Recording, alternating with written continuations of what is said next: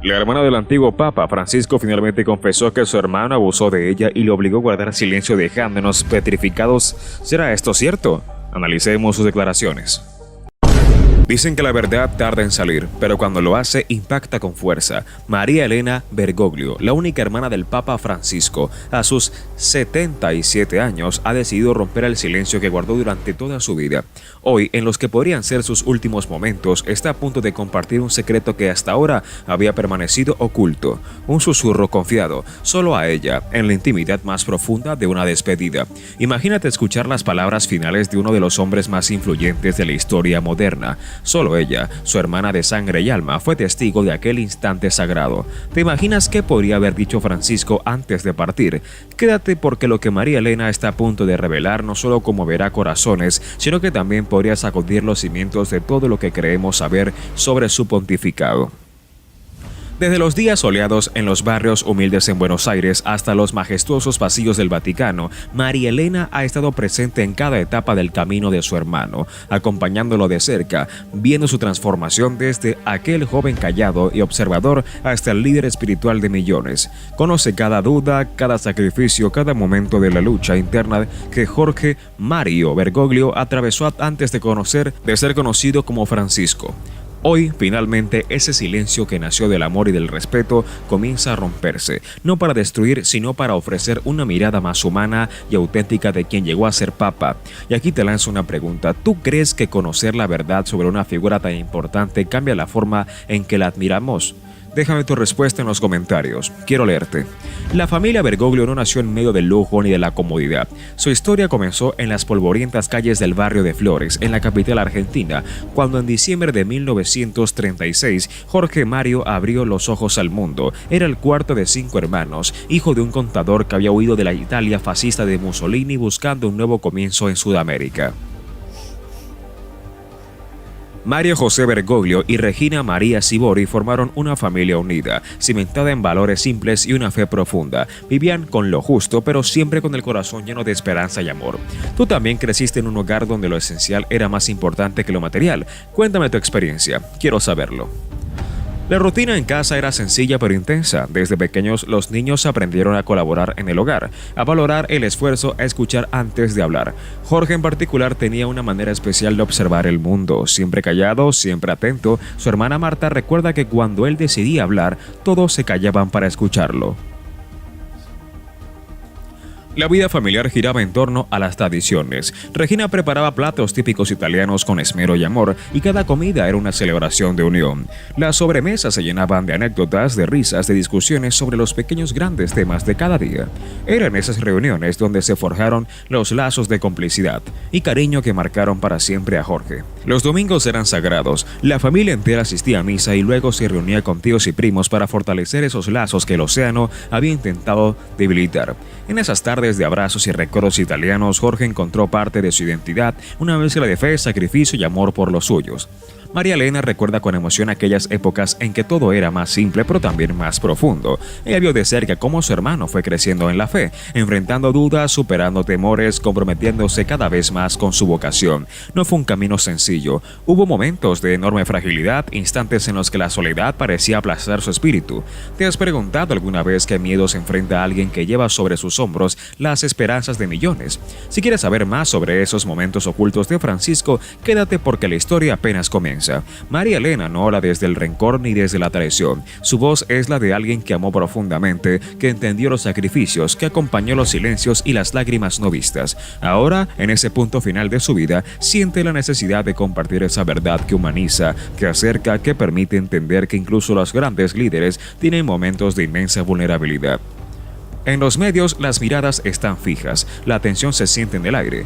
¿Qué es lo que revelará María Elena? ¿Qué secretos saldrán en las sombras para iluminar aspectos desconocidos de Francisco? Solo ella tiene esas respuestas guardadas en su corazón, esas historias que compartieron en susurros, entre lágrimas y abrazos sinceros. Esta historia es más que un testimonio, es una invitación a ver más allá de las coronas y los títulos, a mirar el alma detrás del pontífice. No te vayas sin comentar. ¿Qué crees que sea ese secreto que podría cambiar la historia? Házmelo saber, tu opinión es importante. Así, en esas humildes calles de Buenos Aires comenzó todo. embargo, allí nació no solo un niño, sino un destino que influiría en la vida de millones. Allí, entre juegos sencillos y plegarias nocturnas, Jorge Mario Bergoglio fue forjando su carácter, su fe inquebrantable, su amor por los olvidados y los pobres. Acompáñanos en este viaje emocional, en este recorrido íntimo que hoy, gracias a la valentía de María Elena, sale a la luz, porque detrás del líder espiritual había un hermano, un hijo, un hombre que soñaba, dudaba, reía y lloraba, como cualquiera de nosotros. María Elena, ahora con 77 años, ha decidido finalmente abrir su corazón y compartir recuerdos atesorados durante décadas. Las travesuras en la calle, las horas de estudio en la mesa de la cocina bajo la atenta mirada de su madre y las recomendaciones firmes del padre moldearon el carácter de los hermanos Bergoglio. Jorge en particular cultivó desde pequeño una empatía especial hacia los más vulnerables, cualidad que más adelante marcaría su vocación sacerdotal. La Argentina de aquellos tiempos atravesaba profundos cambios políticos y sociales que inevitablemente se colaban en las charlas familiares. Mario, con su experiencia previa bajo el yugo fascista, inculcaba en sus hijos la importancia de la libertad y la equidad social. Mientras los niños crecían, nadie habría podido precedir que aquel Jorge de voz serena y mirada profunda terminaría siendo una de las personalidades más influyentes del planeta. Ni siquiera sus propios hermanos, quienes tras años de silencio empiezan a revelar anécdotas inéditas sobre la niñez compartida en el barrio de Flores. Jorge Bergoglio destacaba entre sus hermanos por su temperamento pausado y reflexivo. Mientras otros niños corrían desenfrenados por las polvorientas calles, él solía detenerse a observar, escuchar y analizar cuánto ocurría a su alrededor. Esta disposición contemplativa, sin embargo, no le impidía ejercer una callada pero poderosa influencia entre los suyos. María Elena recuerda cómo, pese a ser de los menores, Jorge tenía una habilidad innata para mantener unida a la familia en momentos de tensión. Cuando surgían disputas infantiles, era él quien proponía soluciones que satisfacían a todos, demostrando tempranamente el liderazgo que marcaría su vida. La adolescencia de los Bergoglio estuvo teñida por una pérdida desgarradora. Alberto, el más joven de los hermanos, falleció prematuramente, dejando una herida que jamás sanaría en el núcleo familiar. Jorge, con apenas 15 años, asumió responsabilidades que excedían su edad, convirtiéndose en el sostén emocional de sus padres y hermanas, demostrando una madurez poco común.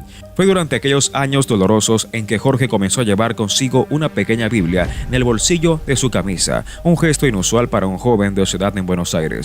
Sus amigos notaban aquel detalle, pero él jamás presumía de su fe. Leía pasajes en silencio, ya fuera en los descansos escolares o en la tranvía de regreso a casa. En la escuela técnica donde cursaba estudios de química, Jorge se distinguía por su mente inquisitiva y su insaciable deseo de conocimiento.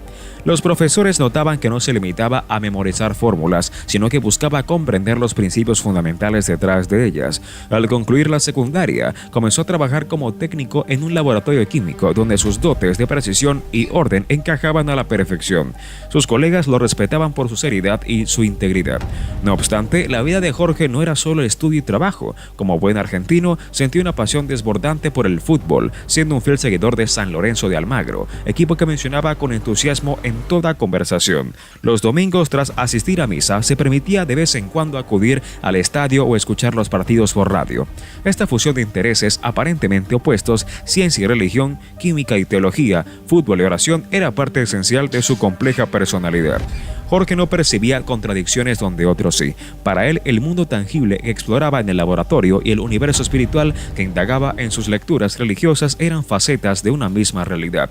Marta recuerda a su hermano en esa etapa como un joven serio, pero para nada melancólico. Sabía reír, disfrutar de los pequeños placeres como compartir un mate en familia o comentar animadamente las jugadas de su equipo favorito. A los 21 años, en una tibia mañana de primavera, mientras se dirigía hacia la estación de tren, Jorge experimentó lo que después describiría como un instante crucial.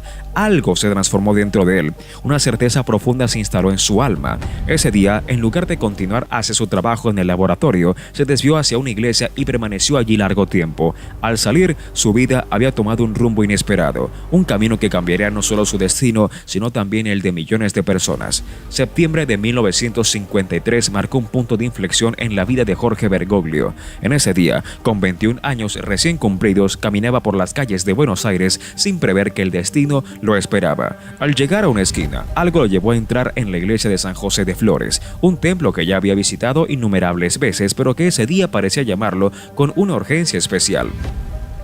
Jorge decidió confesarse y lo que sucedió durante esa confesión quedó grabado en su memoria como el instante que transformó su vida para siempre. Según contaría años después a sus hermanos, sintió una claridad inusitada, como si de pronto pudiera ver con total certeza el camino que debía seguir. El sacerdote que lo atendió aquel día nunca supo que estaba hablando con alguien que algún día sería el Papa. María Elena recuerda con exactitud cómo, al regresar a casa ese día, la expresión de Jorge era diferente. Había una paz nueva en su mirada. Durante las semanas siguientes, Jorge comenzó a frecuentar las iglesias con más asiduidad, a leer textos sobre teología y a tener conversaciones con sacerdotes. La decisión no fue rápida ni impulsiva. Durante casi 5 años, Jorge continuó trabajando en el laboratorio mientras maduraba su vocación. Este periodo de reflexión fue esencial para confirmar que su llamado era auténtico y no una emoción transitoria. Cuando finalmente comunicó a su familia su decisión de ingresar al seminario, las reacciones fueron diversas. Su madre Regina parecía haber intuido siempre que su hijo tenía un destino espiritual por delante y recibió la noticia con una calma llena de alegría. Su padre Mario, más pragmático, se mostró inicialmente preocupado por el futuro profesional de Jorge, aunque respetó profundamente a su decisión. El 11 de marzo de 1958, Jorge Bergoglio cruzó las puertas del seminario de la Arquidiócesis de Buenos Aires. Tenía 21 años y dejaba atrás una prometedora carrera como químico para adentrarse en un mundo completamente distinto. No obstante, nunca rompió los lazos con su familia. Cada semana, sin falta, escribía cartas detalladas donde compartía su experiencia en el seminario. Marta conserva algunas de estas cartas en las que Jorge expresaba sus reflexiones, dudas y descubrimientos en un estilo sencillo pero profundo. Cuando obtenía permiso, visitaba la casa familiar, participando de las comidas y charlas como si nunca se hubiera ido. Fue en esos primeros años de formación cuando Jorge descubrió su afinidad en la compañía de Jesús. La espiritualidad ignaciana, con su énfasis en el discernimiento y el servicio, le habló profundamente. Los jesuitas, conocido por su rigor intelectual y su firme compromiso con la educación, representaba todo lo que Jorge valoraba. La decisión de unirse específicamente a los jesuitas significó un paso decisivo en su camino vocacional. El 11 de marzo de 1958 ingresó oficialmente al noviciado jesuita en Chile, comenzando un periodo de formación aún más exigente. Sus hermanos notaron cómo Jorge iba cambiando gradualmente. Su natural introversión se dio paso a una creciente capacidad para conectarse con los demás desde un lugar de profunda empatía. Las cartas que enviaba reflejaban una madurez espiritual en constante evolución. Mientras tanto, en la casa familiar, su habitación permanecía tal como la había dejado. Su madre conservaba sus libros, sus escasas pertenencias y la camiseta del San Lorenzo colgada tras la puerta, como esperando su regreso. Los años entre 1976 y 1983 representaron uno de los periodos más oscuros en la historia de Argentina. El golpe militar que derrocó al gobierno de Isabel Perón instauró un régimen de terror sistemático. Desapariciones forzadas, torturas y asesinatos se convirtieron en prácticas comunes del Estado. En este clima turbulento, Jorge Bergoglio, entonces con 40 años y provincial de los jesuitas en Argentina, enfrentó decisiones que, décadas después, seguirían generando controversia. Años más tarde, cuando Jorge ya era el Papa Francisco, surgirían acusaciones sobre su presunto silencio ante las atrocidades del régimen. Algunos lo acusaron de no haberse pronunciado públicamente contra la dictadura, sugiriendo incluso complicidad con el poder militar. María Elena, ahora con 77 años, rompe décadas de silencio para defender a su hermano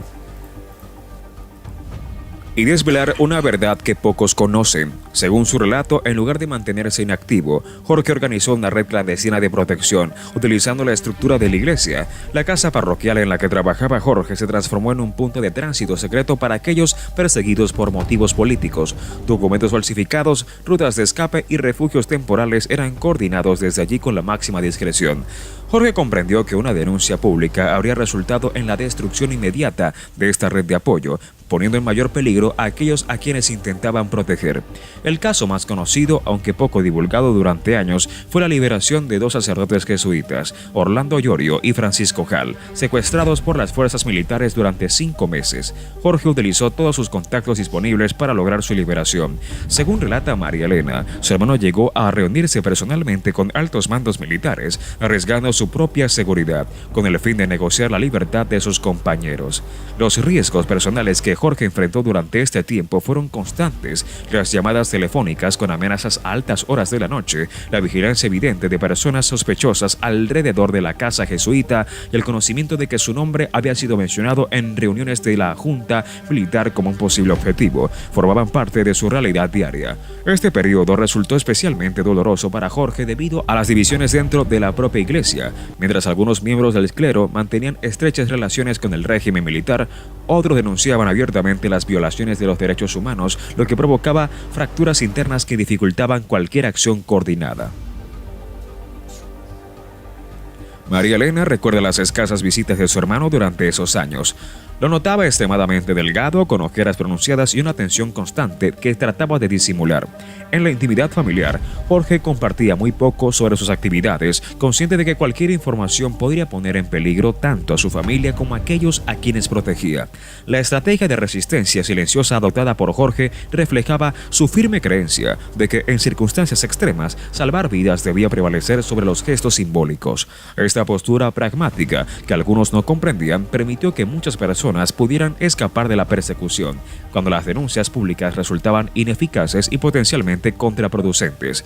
El fin de la dictadura en 1983 no significó el término de las secuelas de este periodo en la vida de Jorge Bergoglio. Las sombras de aquellos años lo seguirían durante décadas, hasta llegar incluso al Vaticano. El 13 de marzo de 2013 comenzó como un día común para María Elena Bergoglio.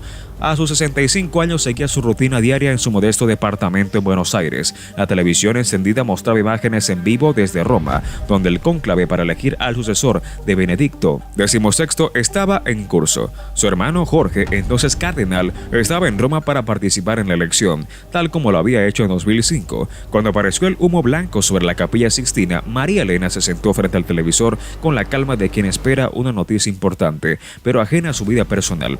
Los minutos pasaban y la expectación crecía en la plaza de San Pedro, llena de fieles aguardando conocer el nombre del nuevo papa. La frase del cardenal protodiácono resonó en el silencio de su sala: Habemus Papam Francisco Marium Bergoglio.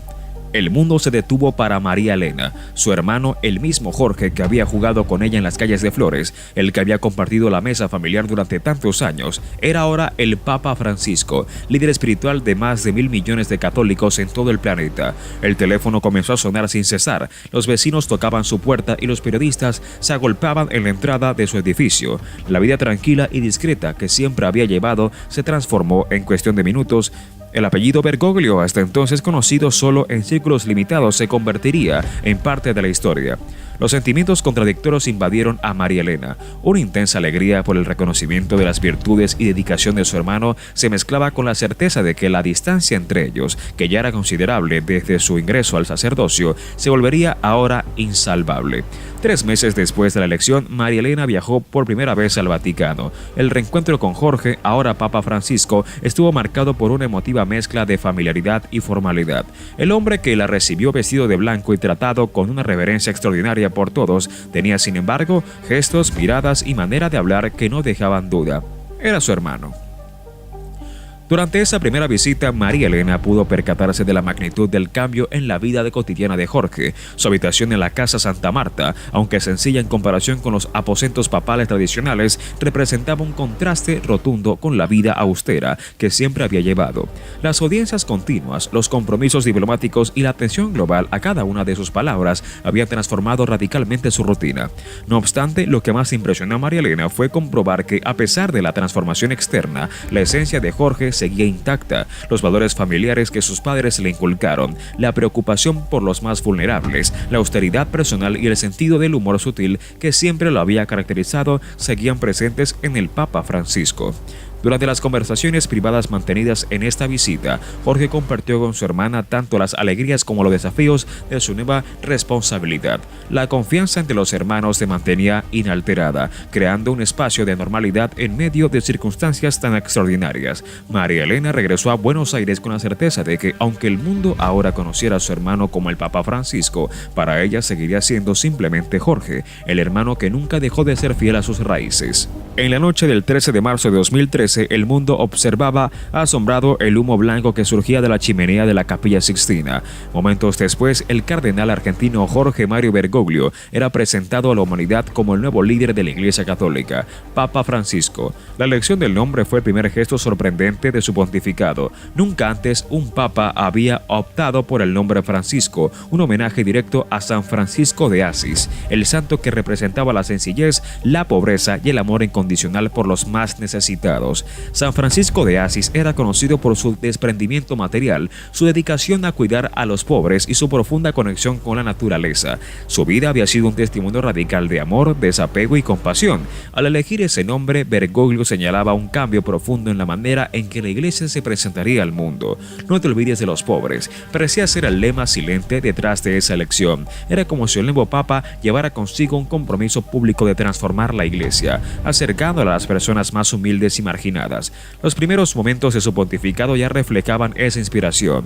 Después de ser elegido, se negó a usar los ornamentos tradicionales y pomposos. Pidió que la gente rezara por él antes de que él las bendijera, invirtiendo simbólicamente la jerarquía eclesiástica tradicional. La elección del nombre Francisco no era solo simbólica, representaba un programa completo para su pontificado. Significaba un regreso a los orígenes del cristianismo, un movimiento de renovación que valoraba la esencia del Evangelio: amor, simplicidad y servicio a los más vulnerables.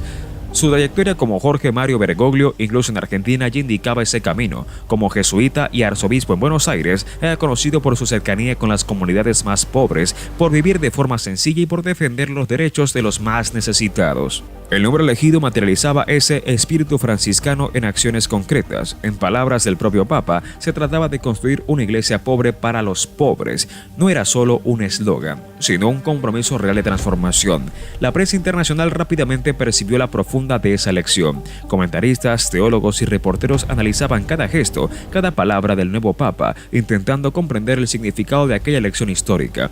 Para muchos era el comienzo de una nueva era, una iglesia más humana, más cercana a las personas, menos centrada en el poder y más dedicada al verdadero propósito del Evangelio. El nombre Francisco llevaba consigo una promesa de renovación y esperanza. Así, en esa noche de marzo, consigo, el mundo conoció no solo a un nuevo Papa, sino a una nueva forma de ser iglesia, una forma inspirada en el santo de Asís, que veía en cada persona a un humano y en cada necesitado a un prójimo digno de ser amado y respetado. El silencio había sido su compañero durante décadas. María Elena Bergoglio, a sus 77 años, decidió que era el momento de romper la discreción que siempre la había caracterizado. Su propósito era claro: defender el legado de su hermano Jorge Mario Bergoglio, hoy conocido como Papa Francisco, contra las acusaciones que empañaban su reputación durante los años más oscuros de la dictadura militar argentina. La decisión de hablar no fue tomada a la ligera. Cada palabra sería un testimonio cuidadosamente elegido, un intento por esclarecer la verdad sobre un periodo traumático de la historia argentina. Sabía que sus revelaciones podrían cambiar la percepción pública sobre lo que realmente ocurrió entre 1976 y 1983. Durante el periodo más brutal del régimen militar.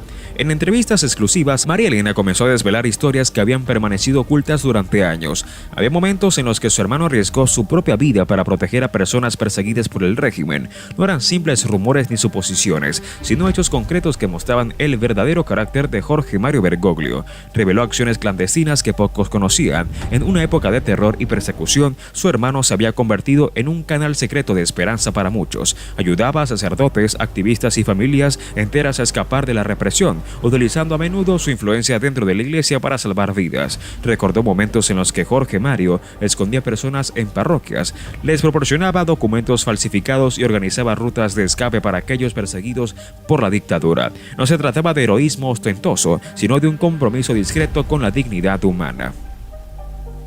María Elena defendió a su hermano de las acusaciones de colaboración con el régimen militar, revelando testimonios de personas que habían sido personalmente ayudadas por él, así como documentos que comprobaban su resistencia. Describió momentos en los que arriesgó su propia seguridad para proteger a los más vulnerables. Su relato iba más allá de una defensa personal, era un compromiso con la memoria histórica, un esfuerzo para que la verdad prevaleciera sobre las versiones distorsionadas del pasado. Cada revelación era como una pieza de un rompecabezas complejo, reconstruyendo la integridad moral de su hermano. El legado de compromiso con los pobres y oprimidos no era algo nuevo para la familia Bergoglio.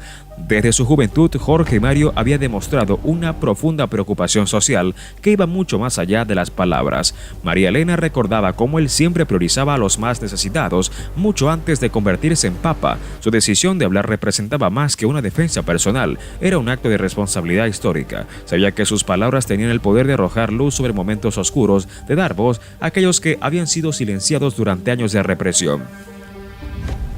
Un templo que ya había visitado innumerables veces, pero que ese día parecía llamarlo con una urgencia especial.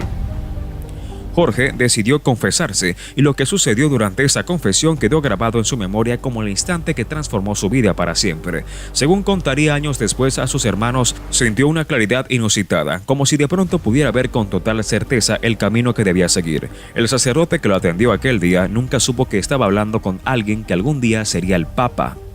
María Elena recuerda con exactitud cómo, al regresar a casa ese día, la expresión de Jorge era diferente. Había una paz nueva en su mirada. Durante las semanas siguientes, Jorge comenzó a frecuentar las iglesias con más asiduidad, a leer textos sobre teología y a tener conversaciones con sacerdotes. La decisión no fue rápida ni impulsiva. Durante casi 5 años, Jorge continuó trabajando en el laboratorio mientras maduraba su vocación.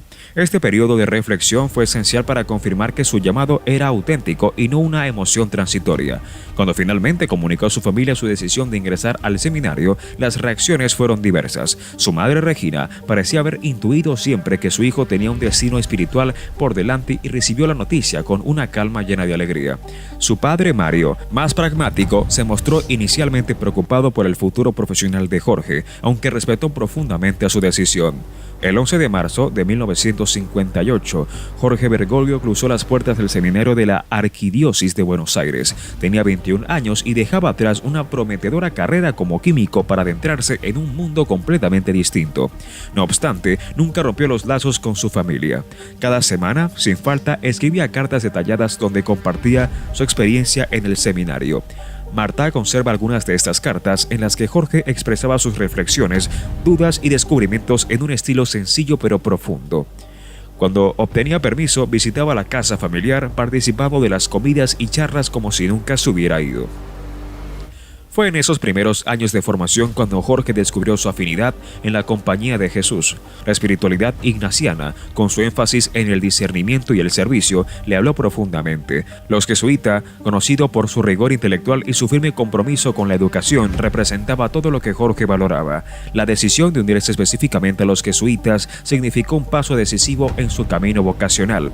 El 11 de marzo de 1958 ingresó oficialmente al noviciado jesuita en Chile, comenzando un periodo de formación aún más exigente. Sus hermanos notaron cómo Jorge iba cambiando gradualmente. Su natural introversión se dio paso a una creciente capacidad para conectarse con los demás desde un lugar de profunda empatía. Las cartas que enviaba reflejaban una madurez espiritual en constante evolución. Mientras tanto, en la casa familiar, su habitación permanecía tal como la había dejado. Su madre conservaba sus libros, sus escasas pertenencias y la camiseta del San Lorenzo colgada tras la puerta, como esperando su regreso. Los años entre 1976 y 1983 representaron uno de los periodos más oscuros en la historia de Argentina. El golpe militar que derrocó al gobierno de Isabel Perón instauró un régimen de terror sistemático. Desapariciones forzadas, torturas y asesinatos se convirtieron en prácticas comunes del Estado. En este clima turbulento, Jorge Bergoglio, entonces con 40 años y provincial de los jesuitas en Argentina, enfrentó decisiones que, décadas después, seguirían generando controversia.